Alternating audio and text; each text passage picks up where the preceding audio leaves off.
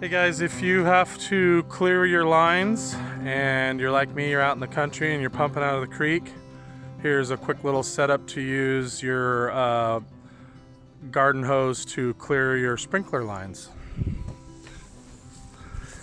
It's just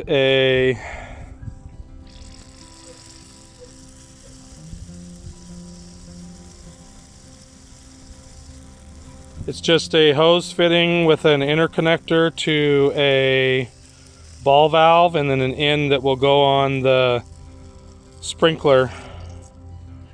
I have lines that need to be cleared that don't have sprinkler heads on them yet.